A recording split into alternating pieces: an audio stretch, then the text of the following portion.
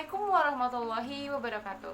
Halo teman-teman semua, kembali lagi bersama saya Ade Putri Andani.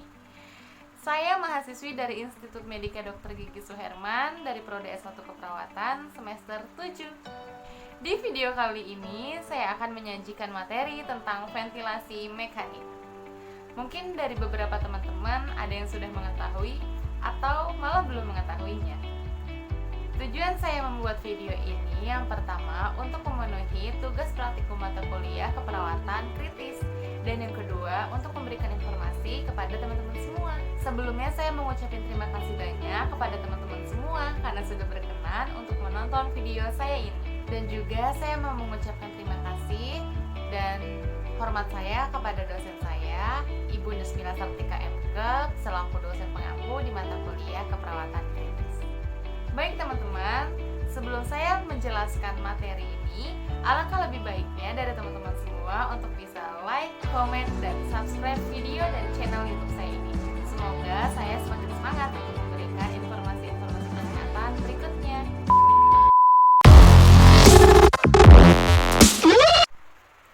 Oke teman-teman, langsung aja ke penjelasannya ya. Buat teman-teman yang belum mengetahui alat ventilator, saya akan menjelaskan dan membacakan definisi dari ventilator.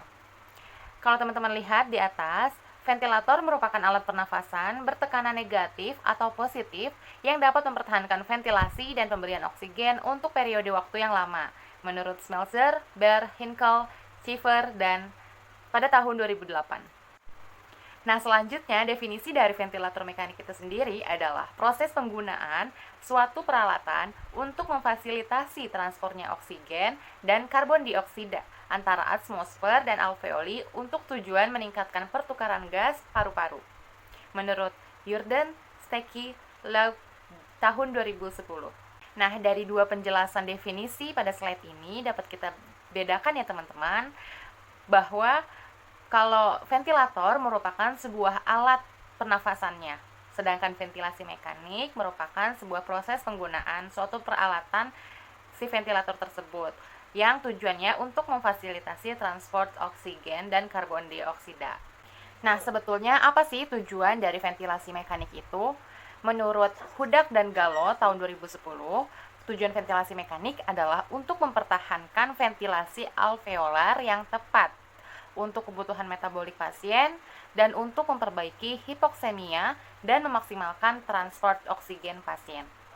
Sedangkan tujuan fisiologisnya adalah untuk membantu pertukaran gas kardiopulmonal atau ventilasi alveolar dan oksigenasi arteri. Sedangkan tujuan klinisnya meliputi mengatasi hipoksemianya dan asidosis respiratori akut. Lalu, apa indikasi ventilasi mekanik? Menurut Urden, Stuckey, Laub, tahun 2010, ventilasi mekanik diidentifikasikan untuk alasan fisiologis dan klinis. Sedangkan menurut Chulai dan Burns, tahun 2006, adalah ketidakmampuan pasien untuk secara klinis mempertahankan karbon dioksida dan status asam basa pada tingkat yang dapat diterima yang menunjukkan terjadinya kegagalan pernafasan.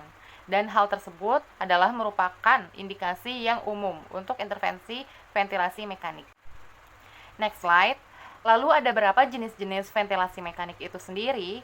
Jenis dari ventilasi mekanik terbagi menjadi dua. Yang pertama, ventilator tekanan negatif, dan yang kedua, ventilator dengan tekanan positif. Nah, ventilator tekanan negatif menurut Hudak dan Gallo tahun 2010 pada awalnya diketahui sebagai paru-paru besi. Tubuh pasien diambil alih oleh silinder besi dan tekanan negatif didapat untuk memperbesar rongga toraksnya.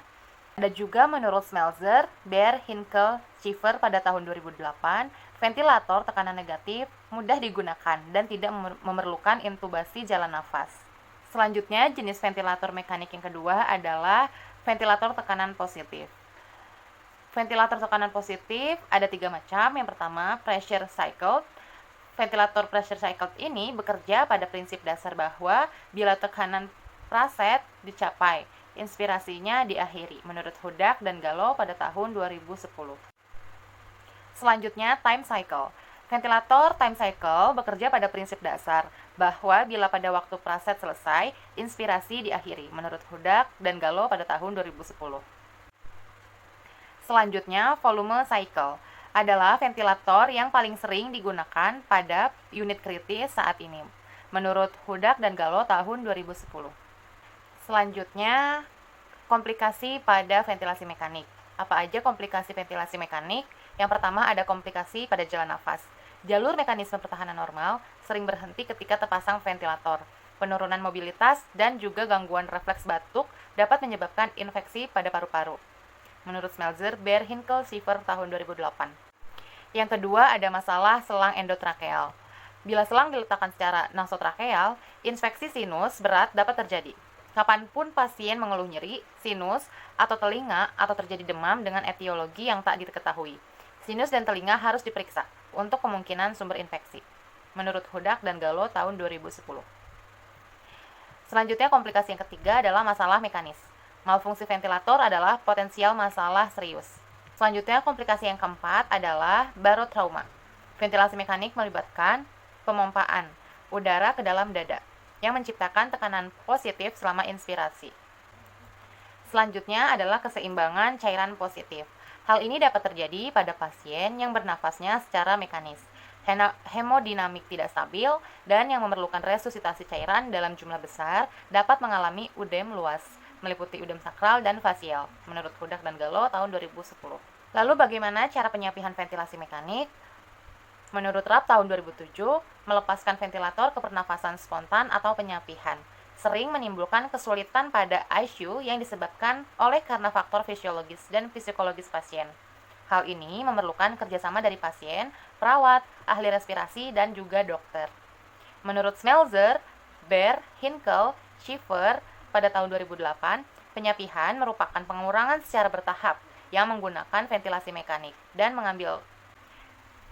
selanjutnya, menurut Smeltzer, Baer, Hinkel, Schiffer pada tahun 2008, penyapihan merupakan pengurangan secara bertahap penggunaan ventilasi mekanik dan mengembalikan ke nafas spontan. Penyapihan dimulai hanya setelah proses-proses dasar yang dibantu oleh ventilator sesudah terkoreksi dan kestabilan kondisi pasien sudah tercapai. Baik teman-teman, berikut referensi yang saya gunakan pada penyajian slide video kali ini. Mudah-mudahan bisa dijadikan rujukan juga ya buat teman-teman semua.